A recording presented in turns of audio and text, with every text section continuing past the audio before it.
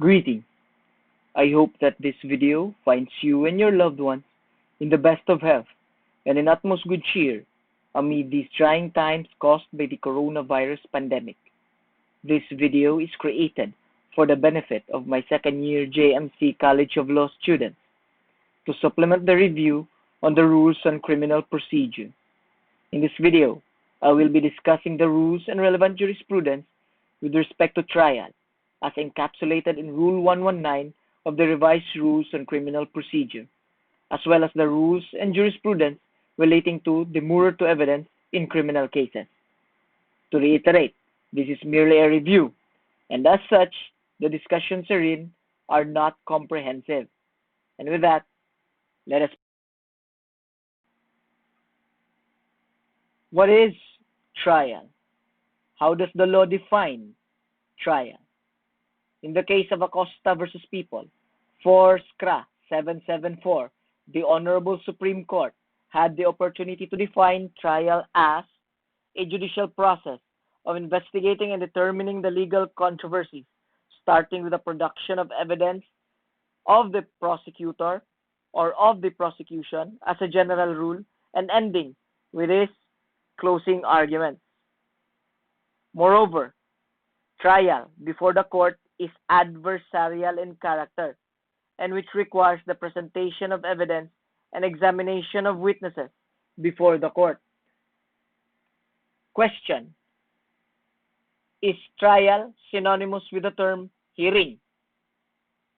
No. No, they are not synonymous and are two very distinct concepts. Precisely as provided in Republic versus Sandigan Bayan, GR number 104768, July 21, 2003, the Supreme Court held that hearing is not confined to trial but embraces several stages of litigation, including the pre-trial stage. A hearing does not necessarily imply the presentation of oral or documentary evidence in open court, but that the parties are afforded an opportunity to be heard. Again, to reiterate, strictly speaking, the concept of trial is not the same as hearing. These are two very different legal concepts. Indeed, hearing is more broader in its scope as it includes pre-trial conference, hearing on the motion, and trial, while trial is limited only to the presentation of evidence and witnesses before the court. Alright, let's go to the relevant periods with respect to trial in criminal cases. When shall trial commence? Section 1, Rule 119 provides that the trial in criminal cases shall commence within 30 days from receipt of the pre-trial order.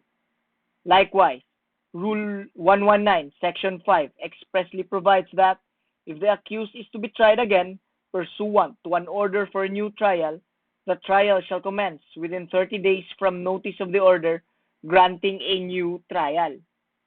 However, it should be noted that the trial court, has jurisdiction to grant continuance thereof, and it must determine these particular factors should be considered for granting said continuance.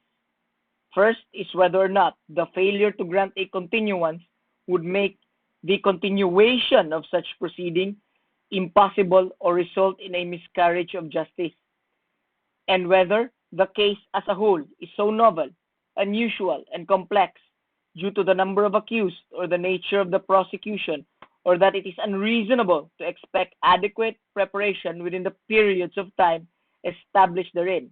This is provided under Rule 119, Section 4. Rule 119, Section 4 likewise provides for those grounds which are prohibited for the granting of a continuance. Otherwise stated, these are the prohibited grounds for a continuance. First, congestion of court's calendar. Second, lack of diligent preparation. And third, failure to obtain available witnesses on the part of the prosecutor. It must also be noted, class, that there are exclusions in the computation of time within which trial must commence. These are, first, any periods of delay resulting from other proceedings concerning the accused. Second, any period of delay resulting from the absence or unavailability of an essential witness.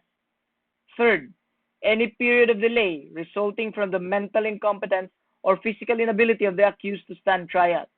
Fourth, if the information is dismissed upon motion of the prosecution and thereafter a charge is filed against the accused for the same offense.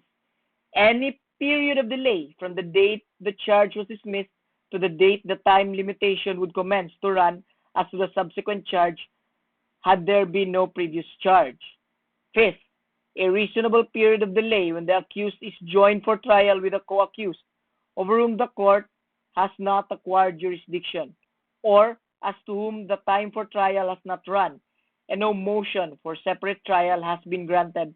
And lastly, any period of delay resulting from a continuance granted by any court motu proprio or on motion of either the accused or his counsel or the prosecution. If the court granted the continuance on the basis of its findings set forth in the order that the ends of justice served by taking such action outweigh the best interest of the public and the accused in a speedy trial. This is provided under Rule 119, Section 3 of the Revised Rules on Criminal Procedure. Now, what is the time frame for the conduct of trial in criminal cases? Or what is the time limit for the trial of or on criminal cases? Generally, as provided under Rule 119, Section 2 of the Revised Rules on Criminal Procedure, trial shall not exceed 180 days from the first day of trial. By way of exception, those governed by the rules on summary procedure, those where the penalty prescribed by law does not exceed 6 months imprisonment or a fine of 1,000 pesos or both, and those authorized by the Chief Justice of the Supreme Court. Now you may ask the question, why are the periods, as previously discussed, important? This is for the reason that a criminal case may be dismissed on the basis of violation of the right of the accused to speedy disposition of cases and or the right to speedy trial. This is anchored on Article 3, Section 16 of the 1987 Constitution, which provides that all persons shall have the right to a speedy disposition of their cases before all judicial, quasi-judicial, or administrative bodies. Relevant to our discussion is, in determining whether the accused was deprived of his right to speedy trial, the factors to consider and balance are the following. First, the duration of the delay. Second, the reason for the delay. Third, the assertion of the right or failure to assert it. And lastly, the prejudice caused by such delay. It must also be emphasized that in the case of Marie versus Gonzalez, GR number 187728, September 12, 2011, the Supreme Court categorically held that in determining the right of an accused to speedy trial, courts are required to do more than a mathematical computation of the number of postponements of the scheduled hearings of the case. A mere mathematical reckoning of the time involved is clearly insufficient, and particular regard must be given to the facts and circumstances particular to each case. Precisely, the constitutional right to speedy disposition of cases is not limited to the accused in criminal proceedings, but extends to all parties in all cases, including civil and administrative cases, and in all proceedings, including judicial and quasi-judicial hearings. Again, class, it must be noted that in the case of Roquero versus Chancellor of UP Manila, GR number 181851, March 9, 2010, the Supreme Court expressly held that the constitutional right to speedy disposition of cases is not limited to the accused in criminal proceedings, but extends to all parties in all cases, including civil and administrative cases, and in all proceedings, including judicial and quasi-judicial hearings. Now, what is the purpose of speedy disposition of cases, or the constitutional provision on speedy disposition of cases? As provided in the same case, Roquero versus Chancellor of UP Manila, the Supreme Court held that the constitutional guarantee against unreasonable delay in the disposition of cases was intended to stem the tide of disenchantment among the people in the administration of justice by our judicial and quasi-judicial tribunals. The adjudication of cases must not only be done in an orderly manner that is in accord with the established rules of procedure, but must also be promptly decided to better serve the ends of justice. Excessive delay in the disposition of cases renders the rights of the people guaranteed by the Constitution and by various legislations inutile.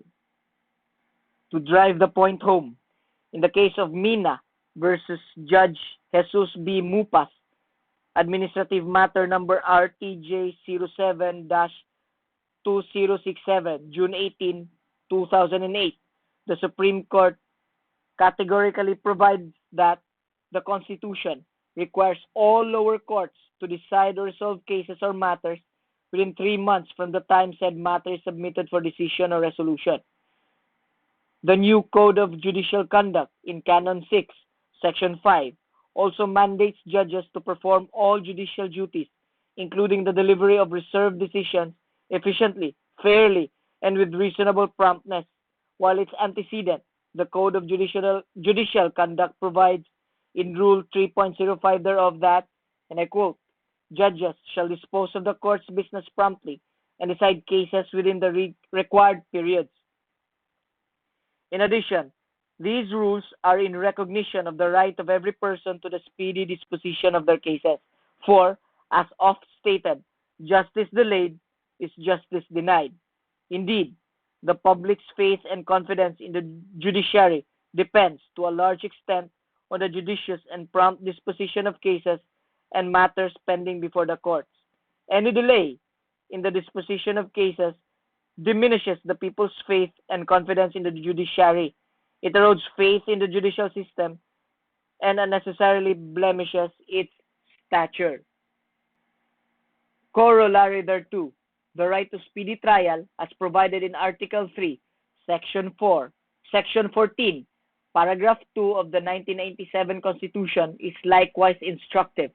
To wit, in all criminal prosecutions, the accused shall be presumed innocent until the contrary is proved, and shall enjoy the right to be heard by himself and counsel, to be informed of the nature and cause of the accusation against him or her, and to have a speedy, impartial, and public trial.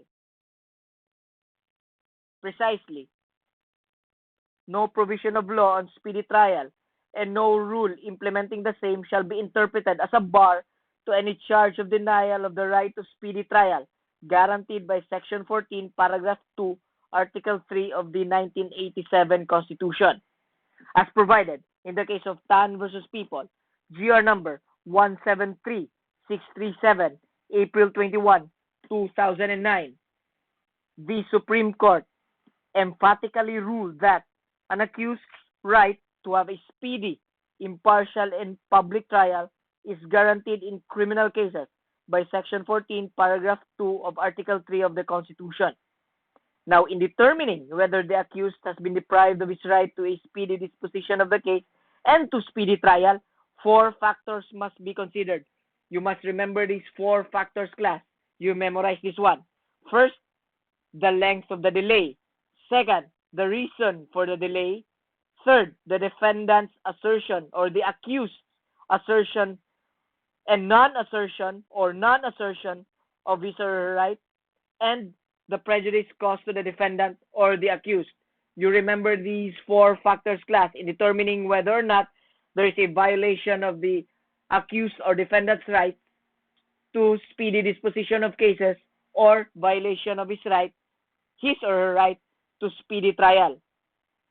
Subsequently, in De La Peña versus Sandigan Bayan, The court again enumerated the factors that should be considered and balanced, namely, let us reiterate, first, the length of the delay, second, the reasons of the delay, third, the assertion or failure to assert such right by the accused, and lastly, prejudice caused by the delay. And once more, in the case of Mendoza-Ong versus Sandigan Bayan, the Supreme Court reiterated that the right to speedy disposition of cases, like the right to speedy trial, is violated only when the proceedings are attended by vexatious, capricious, and oppressive delays. In the determination of whether said right has been violated, particular regard must be taken of the facts and circumstances peculiar to each case.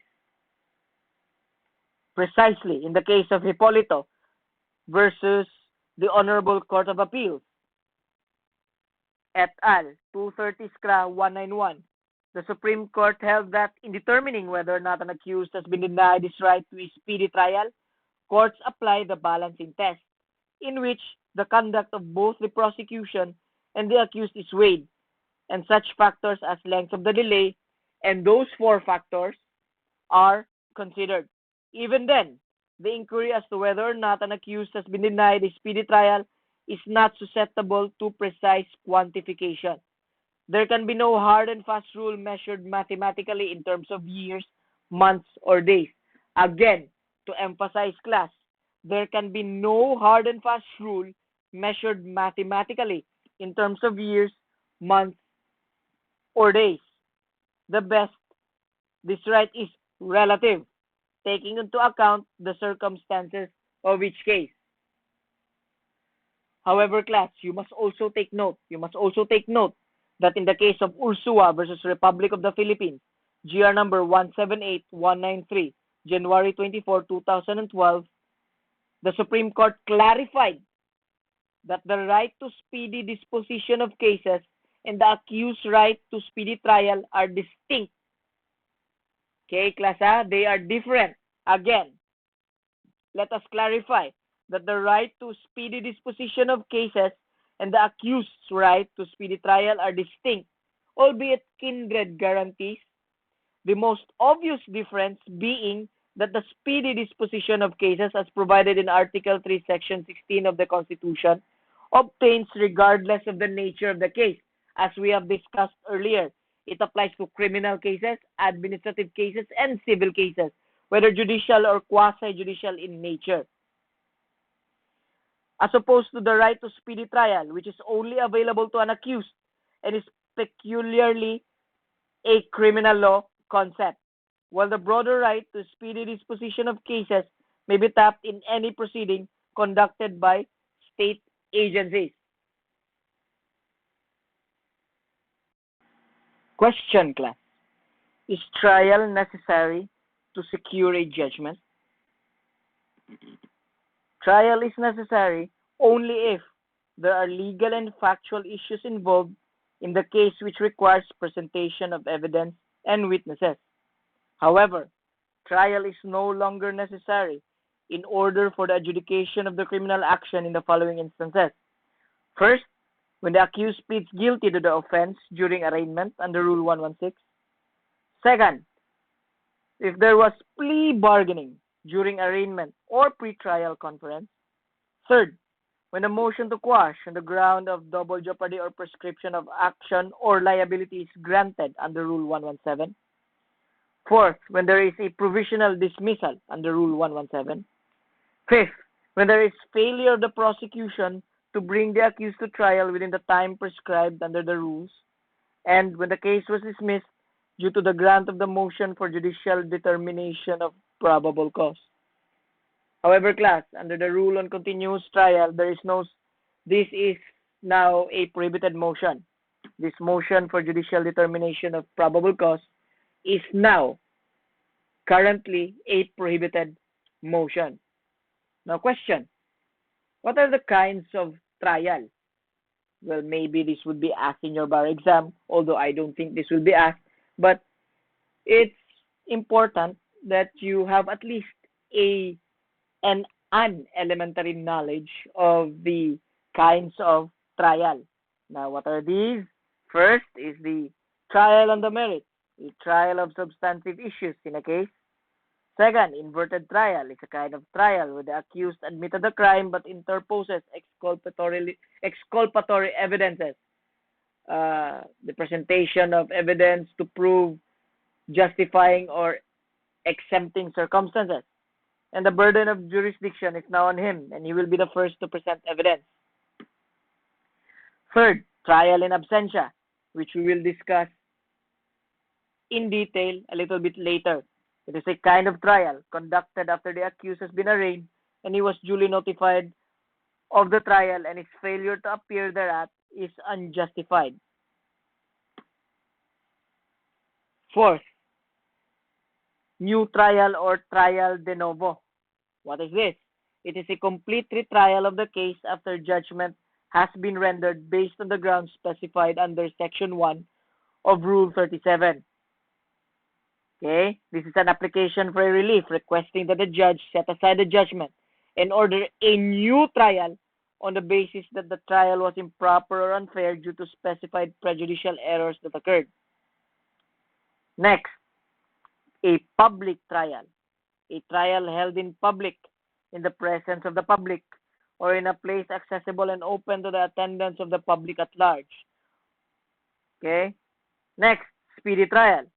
A trial conducted according to the law of criminal procedure and the rules and regulations, free from vexatious and capricious delays. Joint or consolidated trial. When actions involving a common question of law or fact are pending before the court, it may order a joint hearing or trial of any or all matters in issue in the actions. It may order all the actions consolidated, and it may make such orders concerning proceedings therein as may tend to avoid unnecessary costs or delay. Separate trial. The court, in furtherance of convenience or to avoid prejudice, may order a separate trial or any separate issue or of any number of claims, cross-claims, counterclaims, third-party complaints, or issue. This is more relevant in rules on civil procedure. Trial by commissioner. Again, this is more important in the discussion on the rules on civil procedure. By written consent of both parties, the court may order any or all of the issues in a case to be referred to a commissioner to be agreed upon by the parties or to be appointed by the court. Impartial trial is a trial conducted by a disinterested judge without favoring any party. Now, class, I have just mentioned some kinds of trial just in case this will be asked in the bar exam. Precisely, if something would be asked like, define what is a trial de novo or new trial. Define what is a trial by commissioner. Define what is a joint or consolidated trial. Define what is a trial in absentia, etc., etc. Question, class. Is the accused absolutely required to be present at trial? As a general rule, no, unless required by the court for purposes of identification. Now, by way of review, these are the instances where the presence of the accused is required. First, at arraignment and plea. Second, during trial. However, it should be qualified that this is only whenever necessary for identification purposes. And lastly, at the promulgation of judgment and the consequent sentence thereof, unless it is for a light offense, in which case the accused may appear by counsel or representative. Now, another query, class. Does the accused have the right to be present at trial? This is a different question. The previous question was whether the accused is required to be present at trial. Now, this question provides that, does the accused have the right to be present at trial? Now, the answer in this particular instance is yes. The accused has the right to be present at trial. Okay? But this may be waived. And in such instances, trial in absentia may be conducted.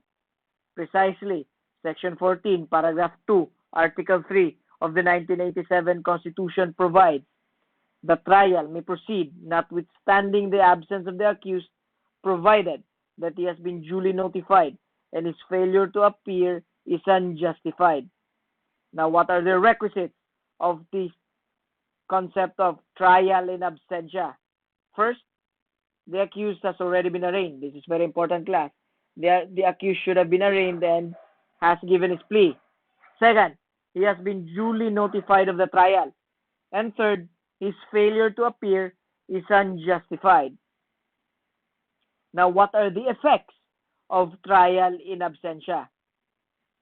The accused waives the right to present evidence and cross-examine the witnesses against him if he is absent or his counsel is absent. The accused's waiver, however, does not mean that the prosecution is deprived of the right to require the presence of the accused for purposes of identification by the witnesses, which is vital for conviction of the accused, except where he unqualifiedly admits in open court after his arraignment that he is the person named as defendant in the case on trial. Question, class. What is the procedure or what is the rule for the conduct of trial when there are several accused? As a general rule, when two or more persons are jointly charged with an offense, they shall be tried jointly. This rule is so designed as to preclude a wasteful expenditure of judicial resources and to promote an orderly and expeditious disposition of criminal prosecutions. However, by way of exception, as provided in Section 16, Rule 119, the court, upon motion of the prosecutor or any of the accused, may order a separate trial for one or more of said accused. Indeed, in the case of Joseph Villaluz, GR number L-45911, April 11, 1979, the Supreme Court held that, in the interest of justice, a separate trial may be granted even after the prosecution has finished presenting its evidence in chief. If a separate trial is granted, the testimony of one accused imputing the crime to his co-accused is not admissible against the latter. In joint trial, it would be admissible if the latter had an opportunity for cross-examination.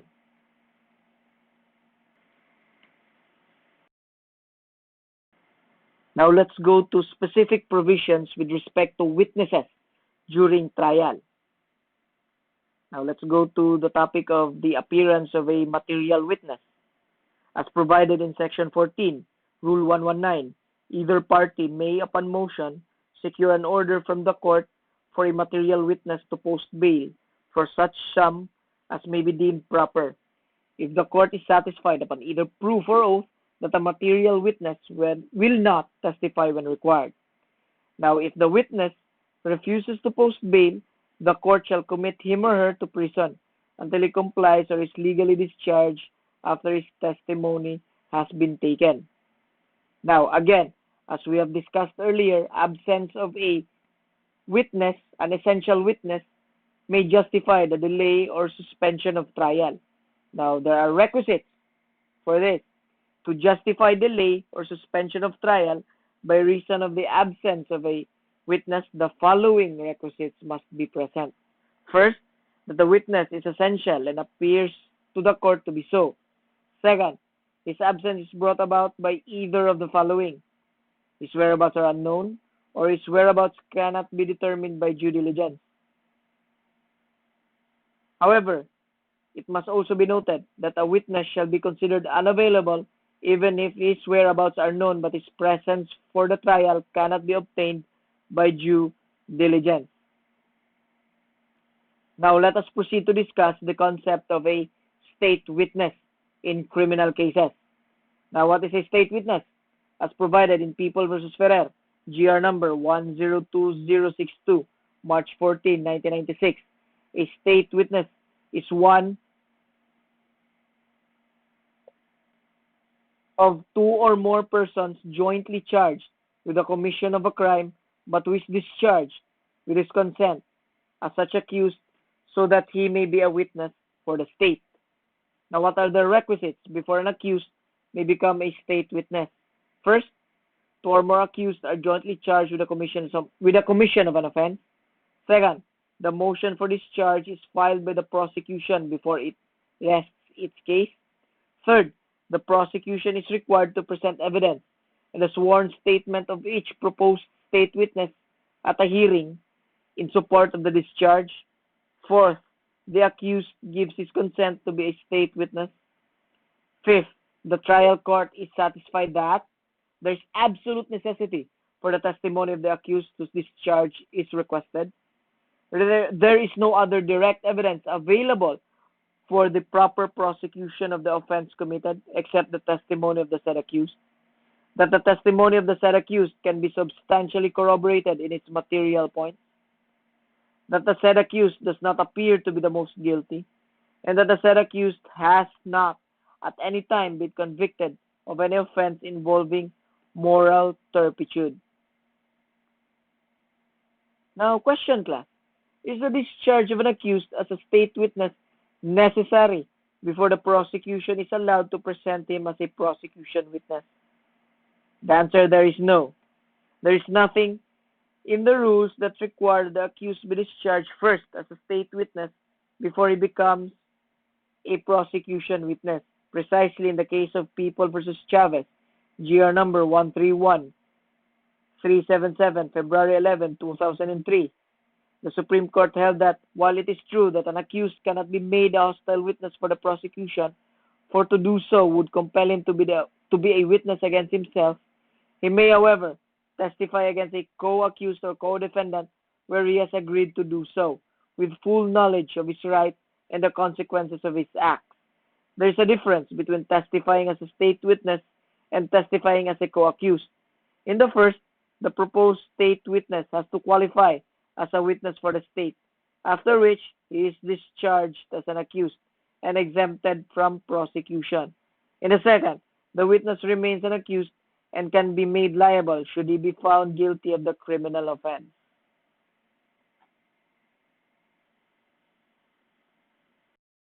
Alright, we are done with trial under Rule 119 of the revised rules on criminal procedure. Now let's tackle the concept of a demurrer to evidence. Now, what is demurrer to evidence? In Nicolas versus Sandigan Bayan, GR number 175930 231, February 11, 2008, the Supreme Court defined a demurrer to evidence as an objection by one of the parties in an action to the effect that the evidence which his adversary produced is insufficient in point of law to make out a case or sustain the issue. Now, what is the nature of a demurrer to evidence in criminal cases? It's actually in the nature of a motion to dismiss that is filed by the accused after the prosecution has rested its case and seeks the dismissal of the criminal action on the basis of insufficiency of evidence. Now, how is a demurrer to evidence initiated? It is initiated upon filing of the accused for the demurrer to evidence by either with leave of court or without leave of court.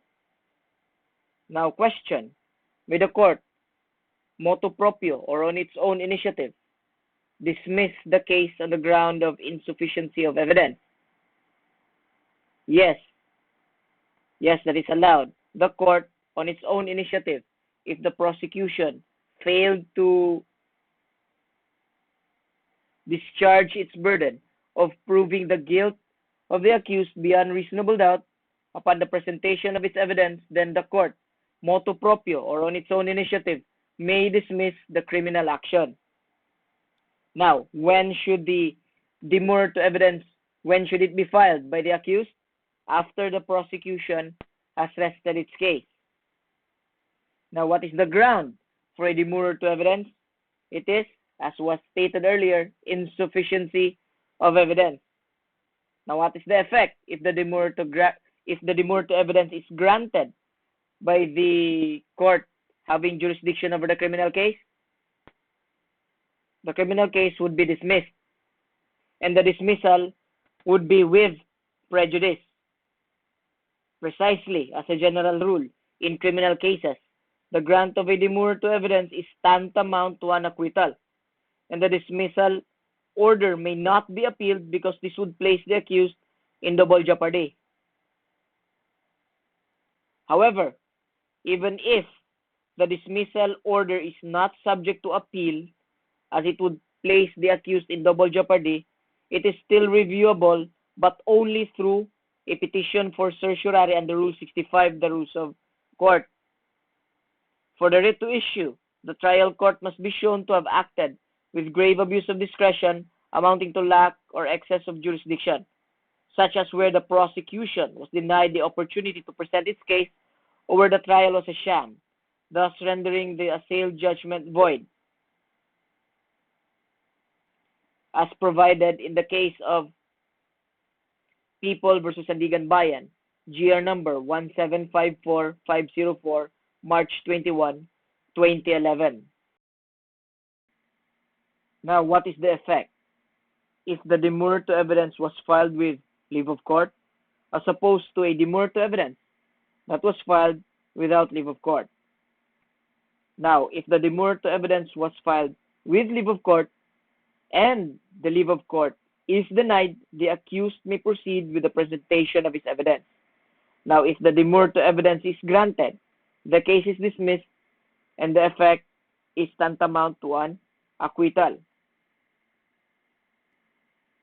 Now, it should be noted, class, that the motion for leave of court to file a demurrer to evidence shall specify and state its grounds and shall be filed within a non-extendable period of 5 days after the prosecution rests its case. The prosecution, in turn, may oppose the motion within a non-extendable period of 5 days from its receipt. Now, if the leave of court to file a demurrer to evidence is granted, the accused may file the demurrer to evidence within 10 days. The prosecution may, however, oppose the demurrer to evidence within a non-extendable period of 10 days from receipt of the demurrer, as provided in Rule 119, Section 23 of the Revised Rules on Criminal Procedure. So let us proceed to demurrer to evidence without leave of court. Now, if the accused files the demurrer to evidence and the demurrer to evidence is denied, and the filing of the demurrer to evidence is without leave of court, the denial of the demurrer to evidence without leave of court is tantamount to a waiver of the accused's right to present evidence, and as a consequence, the case will be submitted for judgment on the basis of the evidence for the prosecution. Now, if the demurrer is granted, the case is dismissed, and is tantamount to an acquittal. Now, what is the purpose of this leave of court? As provided in People versus Mahinay, GR number 109613, July 17, 1995. The purpose of leave of court is to determine whether or not the accused in a criminal case has filed the demurrer merely to stall the proceedings. Now let us proceed to some distinctions. First, let us distinguish between a demurrer to evidence in a civil case as opposed to a demurrer to evidence in a criminal case. Now, in a demurrer to evidence in a civil case, leave of court is not absolutely required before the filing of a demurrer. In a demurrer to evidence in a criminal case, a demurrer to evidence is filed with or without leave of court. However, as we have discussed earlier, if the demurrer to evidence in a criminal case is filed without leave of court, then there are certain effects. Now, in a demurrer to evidence in a civil case, if it is granted, the order of dismissal or the order granting the demurrer to evidence in a civil case is appealable. And if the dismissal is reversed, the defendant is deemed to have waived his right to present his evidence. It's provided under Rule 33, Section 1 of the Revised Rules on Civil Procedure. Conversely, when the demurrer to evidence in a criminal case is granted, the order of dismissal or the order granting the demurrer to evidence in a criminal case is not appealable because of the constitutional policy against double jeopardy.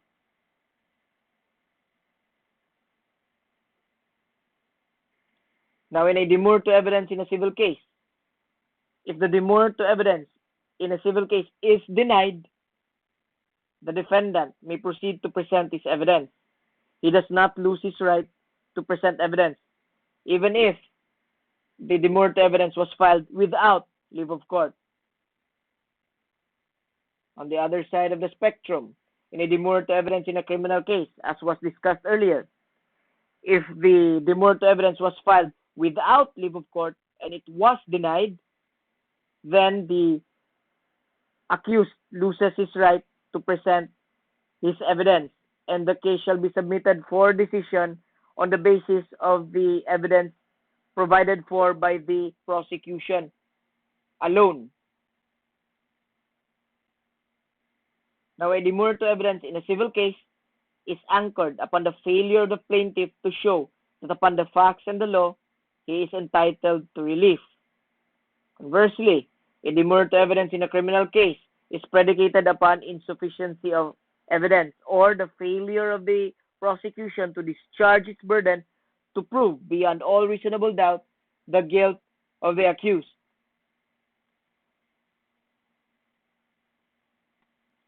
Now, in a civil case, the court cannot move on its own instance to dismiss the civil case. A motion from the defendant is required, such as the demurrer to evidence.